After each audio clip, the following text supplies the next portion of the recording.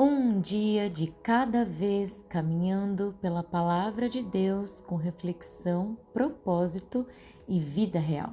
Seja muito bem-vindo ao Bíblia 365 na prática.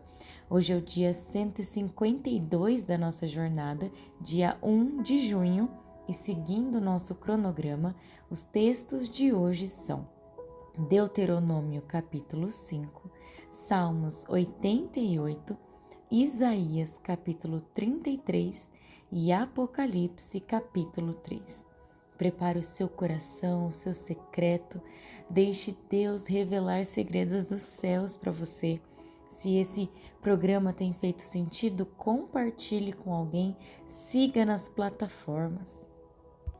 E sem mais delongas, Deuteronômio capítulo 5 traz novamente os 10 mandamentos. Moisés lembra ao povo que a aliança de Deus não era algo distante ou apenas para os antepassados. Era uma aliança viva com aquela geração. Por isso ele insiste: aprendam e tenham o cuidado de pôr em prática. Conhecer a vontade de Deus sem vivê-la nunca foi o objetivo de Deus. Os mandamentos revelam o coração dele. Eles mostram um Deus que deseja relacionamento, fidelidade, honra, verdade, descanso, respeito e amor ao próximo. Não são apenas proibições, mas direções para uma vida saudável. Entre elas, aparece uma promessa marcante: faço misericórdia até 1000 gerações daqueles que me amam. A misericórdia de Deus sempre é maior do que o juízo. O capítulo também relembra o momento em que o povo ouviu a voz de Deus saindo do meio do fogo. Eles ficaram impactados ao perceber que o Deus vivo falava com seres humanos. E Deus diz: quem dera eles sempre tivessem tal coração. Deus estava buscando um coração que o amasse e o temesse de verdade. O encerramento resume todo o capítulo. Não se desviem nem para a direita nem para a esquerda. A caminhada com Deus exige constância. Quando permanecemos no caminho que Deus aponta, encontramos direção, proteção e vida, não porque seguimos regras perfeitas, mas porque aprendemos a caminhar perto daquele que nos ama e sabe o melhor para nós. E partindo agora para Salmos, capítulo 88, é um texto muito sincero. Diferente de muitos salmos de lamento, ele praticamente não termina com uma resposta, uma virada ou uma celebração.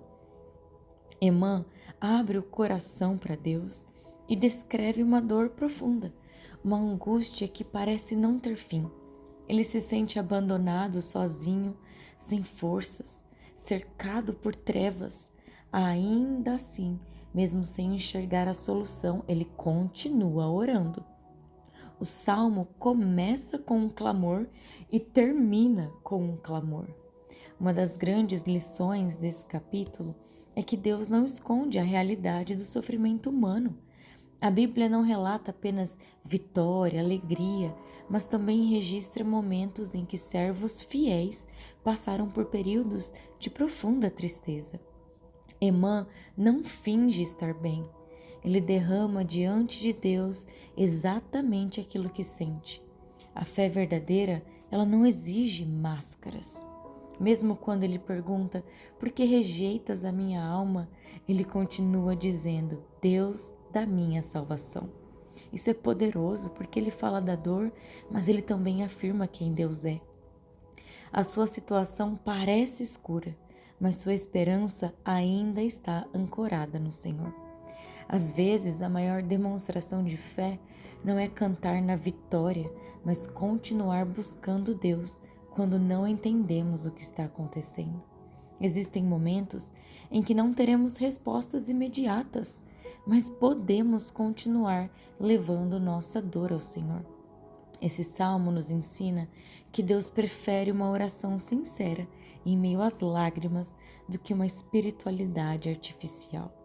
Mesmo nas noites mais escuras, continue falando com Deus. E partindo agora para Isaías, capítulo 33. É um capítulo de esperança em meio ao caos. Ele começa denunciando o destruidor e o traidor, mas logo o povo faz uma oração linda. Senhor, tem misericórdia de nós, em ti temos esperado. Os recursos humanos falharam, as alianças se romperam, tudo ficou inseguro, mas a verdadeira salvação continuou vindo de Deus. O capítulo descreve um cenário de crise. Estradas vazias, acordos quebrados, líderes chorando, a terra sofrendo. Mas então Deus interrompe a narrativa com uma declaração poderosa. Agora me levantarei. Quantas vezes a situação parece sem solução, até que o Senhor decide agir. Isaías lembra que Deus não é indiferente ao sofrimento do seu povo.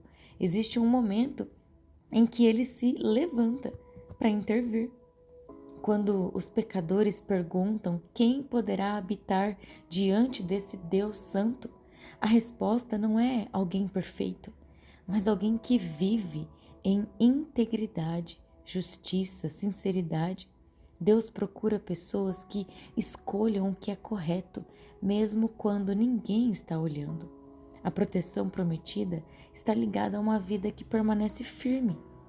O capítulo termina com uma visão de restauração.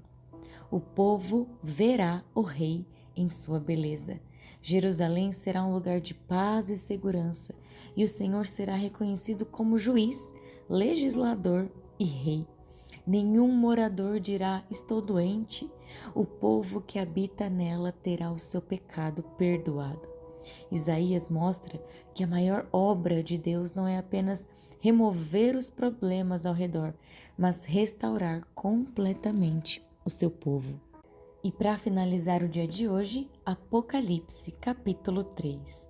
Encerra as cartas às 7 igrejas. Algo importante para lembrar é que Jesus continua se apresentando de uma maneira específica para cada igreja, mostrando que ele sabe a necessidade de cada uma delas. Essas igrejas eram reais, mas também representam situações espirituais que podem existir em qualquer época da história da igreja. A igreja de Sardes. O problema dessa igreja é que ela tem fama de estar viva, mas está morta. Era uma igreja com reputação, aparência e talvez alguma atividade religiosa, mas espiritualmente estava enfraquecida. Jesus não critica perseguição, falsa doutrina ou imoralidade. O problema era algo mais perigoso, uma vida espiritual apenas de aparência. Por isso ele manda vigiar, fortalecer o que ainda restava e voltar ao que haviam recebido no início. A promessa ao vencedor envolve as vestes brancas, que é um símbolo de pureza, vitória e justiça recebida de Deus. Já a igreja de Filadélfia é a igreja da porta aberta. Filadélfia recebe uma das cartas mais encorajadoras de todo o Apocalipse. Jesus se apresenta como aquele que possui a chave de Davi, autoridade absoluta. Quando Cristo abre uma porta, ninguém pode fechá-la. Quando fecha, ninguém consegue abrir. A igreja tinha pouca força, mas havia permanecido fiel. Isso é lindo porque Jesus não elogia tamanho, recursos ou influência. Ele elogia fidelidade. A famosa porta aberta é uma oportunidade dada por Deus, especialmente para testemunho, serviço, expansão do Evangelho. É Deus dizendo: eu mesmo preparei um caminho diante de vocês. E a promessa ao vencedor? Estabilidade, permanência, segurança eterna, pertencimento definitivo a Deus, a Nova Jerusalém e ao próprio Cristo. A Laodiceia é uma igreja que era tida como morna, talvez a carta mais conhecida de todas. Jesus se apresenta como o Amém, o absolutamente confiável, a confirmação final de todas as promessas de Deus. Ele também é chamado de testemunha fiel e verdadeira. O grande problema de Laodiceia era a autossuficiência. A cidade era rica, famosa por sua produção têxtil e por um colírio medicinal. Por isso Jesus usa exatamente essas imagens. Eles diziam: não preciso de nada. Mas Jesus revela a realidade espiritual. Eram pobres, cegos e nus. A famosa expressão sobre ser morno tem um contexto histórico interessante. Laodiceia recebia água por aquedutos, mas diferente das águas quentes e frias das cidades vizinhas, a água chegava morna à cidade e com um gosto desagradável, tornando-se intragável. Jesus usa essa realidade local para mostrar uma fé sem paixão, sem fervor e sem utilidade espiritual. Então Jesus declara: eis que estou à porta e bato. Este é um dos versículos mais conhecidos da Bíblia e, embora muitas vezes seja usado em evangelismo, o contexto original é Jesus falando a uma igreja. A imagem é impressionante. A igreja continuava funcionando, mas Cristo estava do lado de fora. A ceia mencionada aqui fala de comunhão, intimidade e relacionamento. Jesus não quer apenas frequentadores, atividades, ele quer relacionamento verdadeiro. E a promessa final é extraordinária. Ao vencedor darei o direito de sentar-se comigo no meu trono.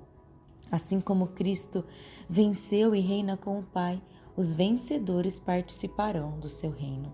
Apocalipse 3 termina mostrando 3 perigos muito atuais: a aparência sem vida de Sardes, o desânimo diante da pouca força de Filadélfia e a autossuficiência morna de Laodiceia.